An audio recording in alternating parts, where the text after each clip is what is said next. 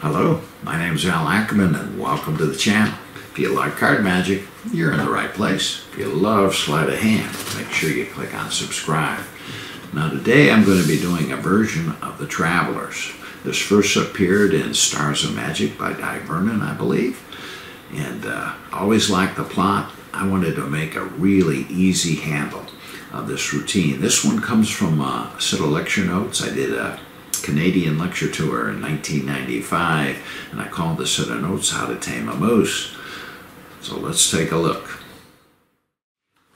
You give the deck to the spectator and ask the spectator to mix the cards up as much as they would like. And you define the high cards of the deck to be jacks or better. And then you take the cards back, you give them a couple of shuffles. And we're going to use the very first high card that we come to. So what do we have here? We have King of Hearts. So I'm going to run through these cards, and I'm going to remove our four kings. There's our spade, our club. Should have one more in here, and there's our diamond. That's all we have. Now, in the middle of the last century, there was a really famous gambling expert. His name was John Scarney.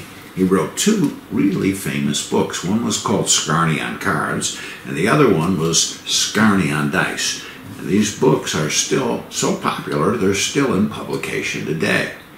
But in Scarney on Cards, he issued a challenge to all sleight of hand artists. He said, take any four of a kind. So in this case, we're going to use our 4 kings here. He said you can autograph the kings if you want. And so here's what we got.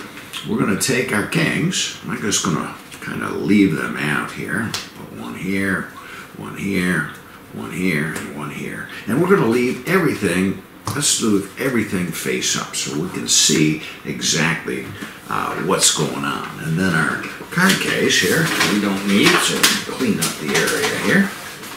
And I'm just going to be using these cards, and these cards could be shuffled by the spectator one more time if they like.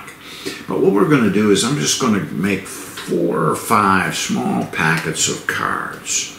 All right. So let's go with a group here, and another group here, and our last group right here. All right, so we have 4, 5 small packets, about 10 cards each. And then, like I mentioned, these cards, these 4 cards, the kings, could be autographed by the spectator if you want. And what we're going to do with each one of these kings is we're going to place a king on each one of these packets. And then I'm going to centralize each king, shuffling each king down into the center of each group. All right, so make sure nothing on top, nothing on the bottom, so they are centralized. And we're going to do the same thing with king number 2. I'm going to go about halfway down in the pack, and we are going to shuffle that guy down into the center of that group. And we're going to repeat this process with each one of these 4 packets, losing every king somewhere down into the depths of this pack. Now here's what Scarney's challenge was. The magician was not allowed to look at the cards. The cards were just mixed and shuffled every which way, but without looking at the faces of the cards. All right, he is supposed to locate all 4 of those kings. Now Scarney gave the deck out to the audience members and made sure he didn't control the kings to the bottom of the deck or to the top of the deck, and he didn't. So logic dictates, hey, those kings are somewhere in the middle. And what Scarney had to do without looking at the faces of the cards, not even looking at the backs of the cards, do everything by sense of touch. Sense of touch here. Looking for, found one. Find the 4 kings. So there's our first king. And I want you to verify everything's on the up and up. I really do have a king right there. So there's king number 1. Now he did it again. He turned his head so he couldn't see anything that was going on. Just by sense of feel. Sense of feel. Right here. He had king number 2. This was the king of clubs this round. And sure enough, that was the club suit right there. King number 2. So he found 2, had 2 more to go. All right, now in king number 3, he didn't use the sense of touch. No, he went by depth. The sense of how deep it was down from the top of the deck. So just by feeling the side of the deck, 20 down from the top. So all he had to do with his left hand is drag off 30 cards off the bottom, and right there would be the king of spades. And sure enough, there was our third king right there, the spade suit. So that's king number 3. All right, one last king. Cards were shuffled, cut, mixed. All right, and once again, Scarney really didn't look at the cards. He turned his head. He said, this one, it's going to be the third cut, 1, 2, and 3. And that fast, he found his fourth king. Now that's where Scarney ended his procedure, right there.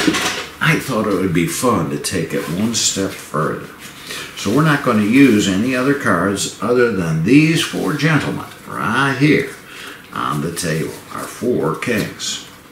So watch this. With just a snap of the fingers, I actually now have all 8 high values because I turned every one of those kings into the 4 aces, the other 4 high cards of the deck. All right, and that's just 4 cards: a club, a spade, a diamond, and a heart. Now when a magician makes something disappear, he's got to make them reappear elsewhere.